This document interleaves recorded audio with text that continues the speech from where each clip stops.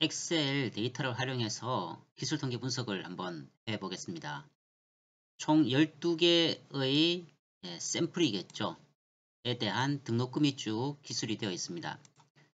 평균은 함수명을 average, 중앙값은 median, 그다음에 최빈값은 mode, 분산은 var, 표준 편차는 stdv, 스탠다드 디비에이션을 활용을 합니다.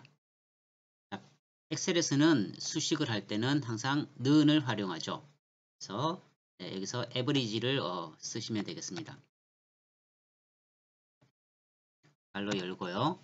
범위를 그냥 쭉 읽어주시면 되겠습니다.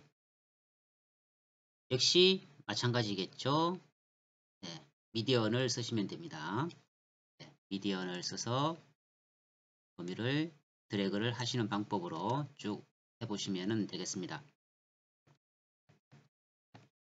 모드,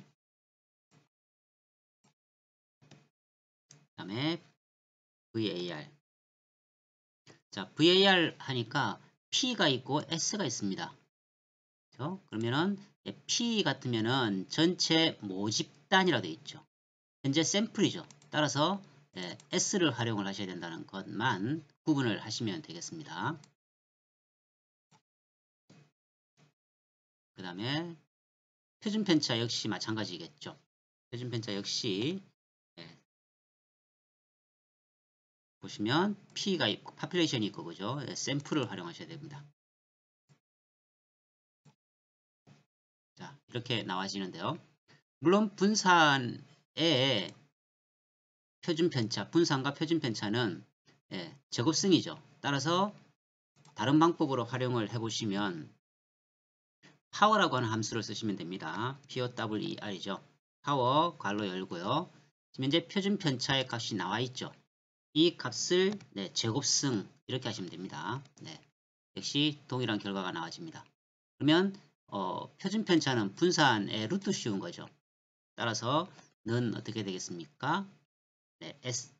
sqrt를 쓰시면 되죠. sqrt 발로 열고요. 이 값을 엔터 하면은 동일한 결과가 나와지는 것을 보실 수가 있습니다. 자, 이와 같이 기술 통계 값을 엑셀에서는 편하게 한 번에 자동으로 모든 것을 계산을 해줍니다. 보시면 자, 데이터가 있죠. 데이터 리본 메뉴 데이터에 데이터 분석이라고 있습니다. 근데 여러분들이 이 데이터 분석이라고 하는 것을 인스톨을 시켜놓지 못한 경우가 있을 수 있어요. 그런 경우는 윈도우 버전마다 조금 차이는 있습니다만 기본 원리는 이렇습니다. 파일에서요. 보시면 옵션 아래쪽에 옵션에 가셔서 여러 기능들 중에 추가 기능이 있습니다. 추가 기능을 클릭을 하시면 아래쪽에 이동이라고 있죠. 이동을 클릭하시고요. 현재는 인스톨 되어 있기 때문에 이 분석 도구에 체크가 되고 안 되고 여부에 따라서 이렇게 데이터 분석이라고 하는 새로운 탭이 만들어집니다. 그래서 체크를 하시고 확인하시면 되겠죠.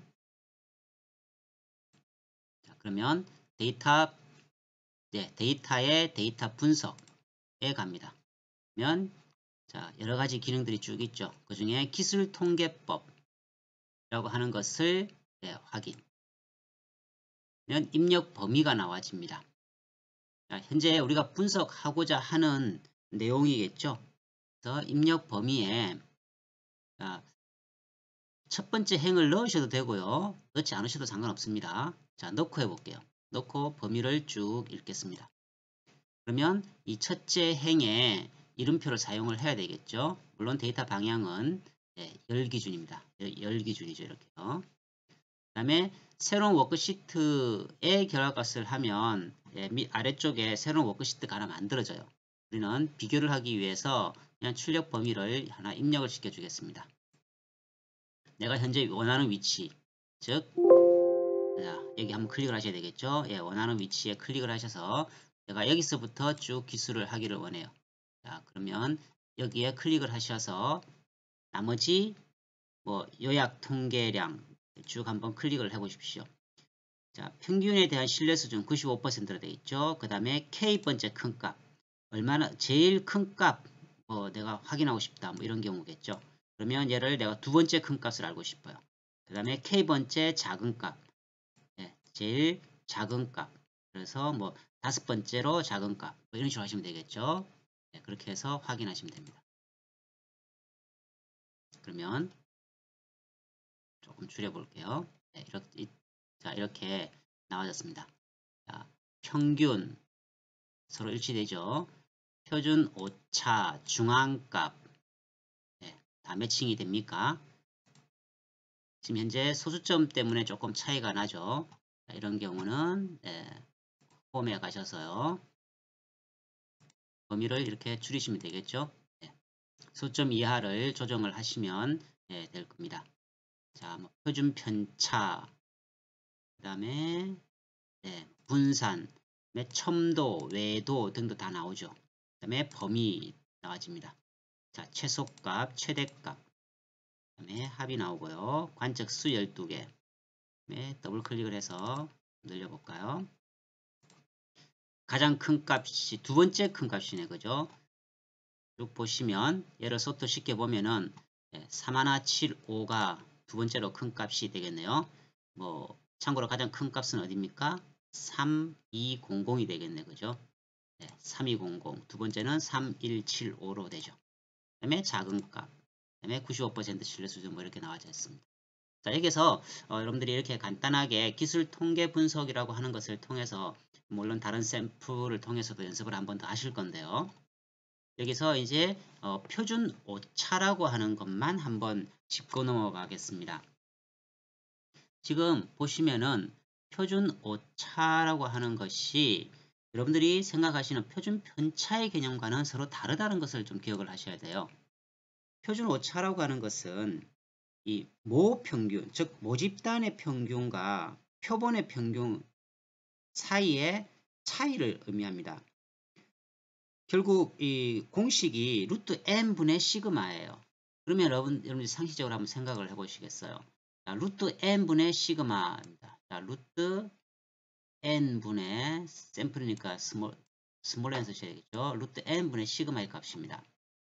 그러면 이 n의 값이 커지면 커질수록 전체 값은 어떻게 됩니까? 분모가 커지니까 전체 값은 떨어지겠죠. 즉 모집단의 정확한 우리가 추정하는 것이 통계의 목적이라고 했을 때에 이 샘플, 즉 n의 값을 증가시키면 증가시킬수록 표준 오차는 어떻습니까? 줄어들게 되어 있죠. 따라서 우리가 충분히 샘플을 많이 해야 되는 이유이기도 한 것입니다. 세부적인 내용은 다시 다른 보조 PPT를 통해서 한번 살펴볼 기회를 갖도록 그렇게 하겠습니다.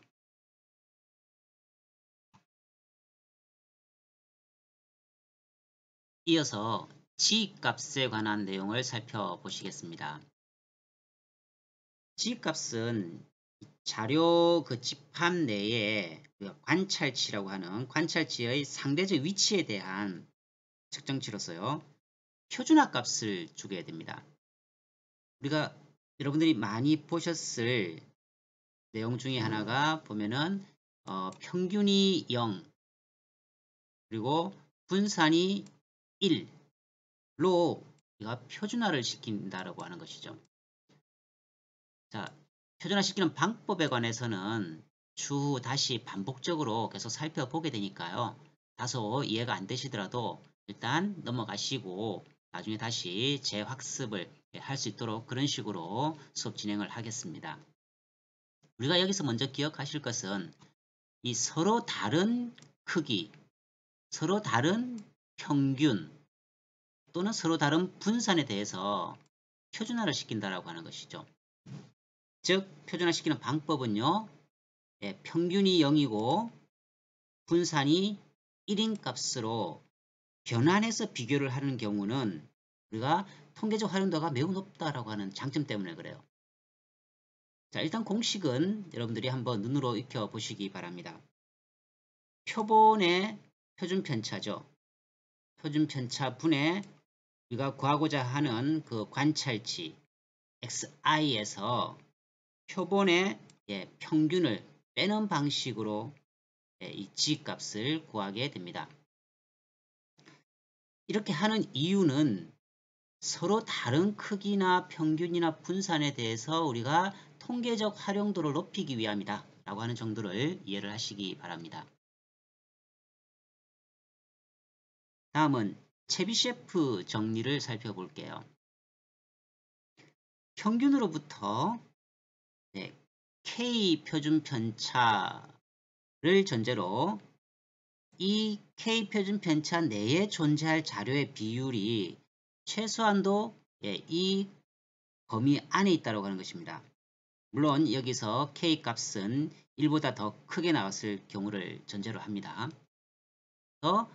표준 편차 2배 범위 내에 이 관찰치가 최소 75입니다. 최소를 기억을 하시기 바랍니다. 최소 75%가 포함되더라. 3배 범위 내에는 89%, 그리고 K가 4인 경우는 약 94% 정도는 항상 이 범주 안에 들어가더라고 하는 것이죠. 평균을 기준으로, 그죠? 네.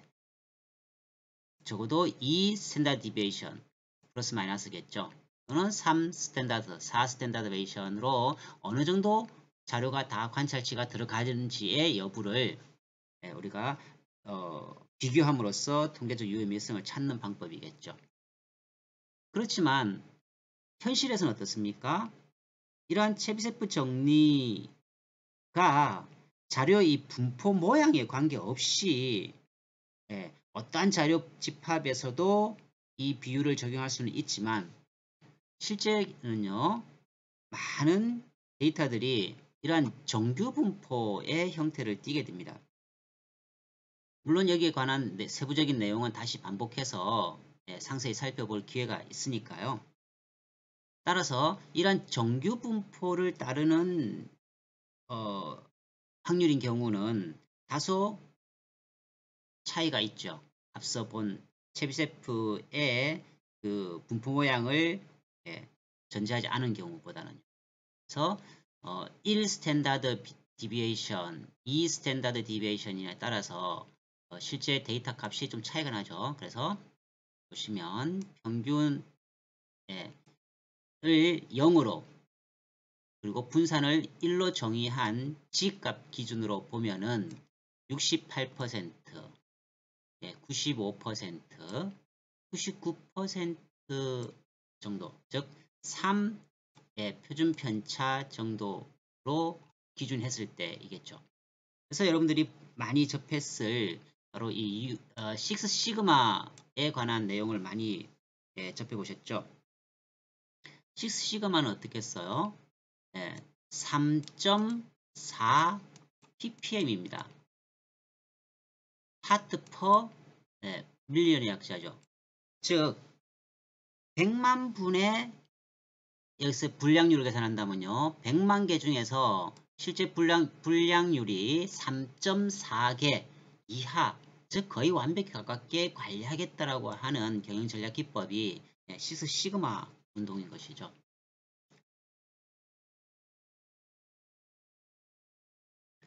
다음은 탐색 자료 분석 방법에 관해서 살펴보겠습니다.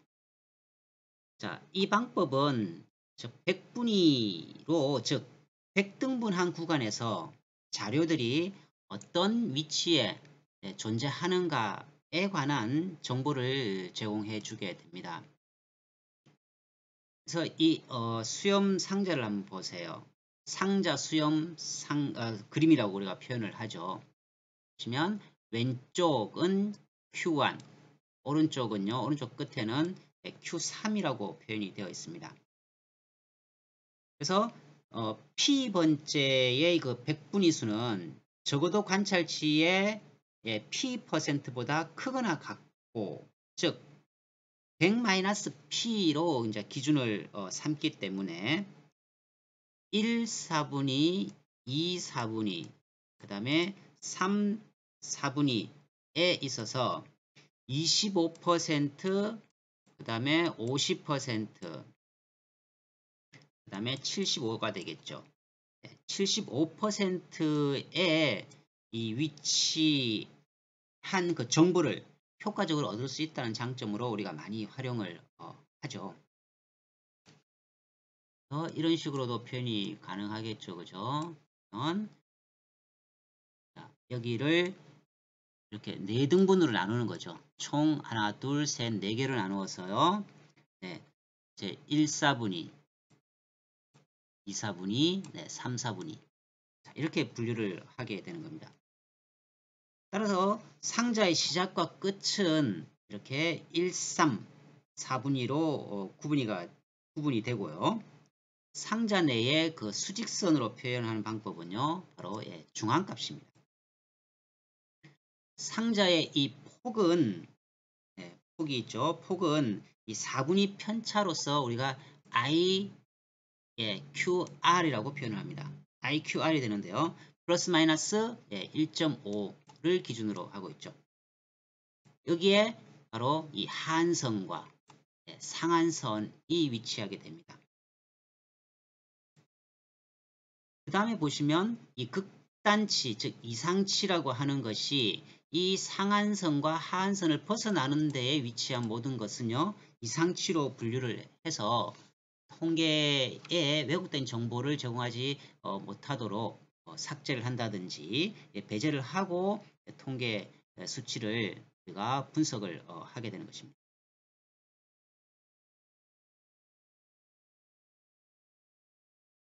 다음은 수치 자료 특성치입니다. 분포 형태로서 궤도와 첨도를 언급을 앞에서 간단히 했습니다. 자, 한번 살펴보았던 내용이기 때문에요. 평균에 대한 분포의 비대칭 정도를 보죠. 그래서 양수이면은 왼쪽 기울기, 그 다음에 음수이면은요 이런 식으로 오른쪽 기울기 형태로 나타난다고 했었습니다. 첨도는요, 분포의 뾰족한 정도라고 했죠. 정규 분포와 비교하여 표시한다. 그래서 양의 첨도는 상대적으로 이 정규 분포 A를 기준으로 해서 훨씬 더 어떻습니까? 분포 B는 뾰족한 형태를 띠고 있죠. 그래서 양의 첨도라고 표현을 하고요. 음의 첨도는요. 훨씬 더 이렇게 완만한 것이 형태로 이루어지겠죠. 다음은 두 변수 연관성 측정치로서 우리가 공분산이라고 하는 새로운 개념을 한번 접해 보겠습니다. 자, 두 변수 간의 선형적인 연관성 측정치라고 되어 있습니다. 그 다음에 각 변수 평균 편차 제곱 합을 계산한 후에 이를 자료수로 다시 나눠준다. 지금 이렇게만 여러분들이 들어서는 사실 잘 이해가 안 되시죠? 그래서 보조 PPT를 통해서 엑셀과 함께 세부적으로 공분산을 구하는 것을 연습을 하시게 됩니다. 자, 여기서는 일단 이론적인 내용을 조금 눈여겨보시고 넘어가도록 할게요. 즉 공분산은 이 2개 이상의 별량이 서로 관련성을 가지면서 분포하는 모양을 전체적으로 나타낸 분산이라고 할 수가 있습니다. 그래서 공분산이 되는 것이죠. 선형상관계수라고 되어 있습니다. 일종의 표준화한 공분산이다 되어 있습니다. 그래서 마이너스 1에서 1 범위 내의 값을 가지며 0은 선형의 상관관계가 없다라고 우리가 의미를 부여하게 됩니다. 공분산의 값이 양수가 나오게 되면 이 선형적인 관련성이 있다라고 우리가 의미 부여를 합니다. 그러나 이 공분산 값은 두 변수의 측정 그 단위에 따라서 크게 변동이 생기기 때문에 이 해석에 주의를 요하게 되거든요. 따라서 이 문제를 해결하기 위해서 나온 것이 바로 상관관계를 분석하는 기법이다라고 하는 것을 여러분이 좀 기억을 하시고요. 세부적인 내용을 한번 다시 살펴보도록 하겠습니다.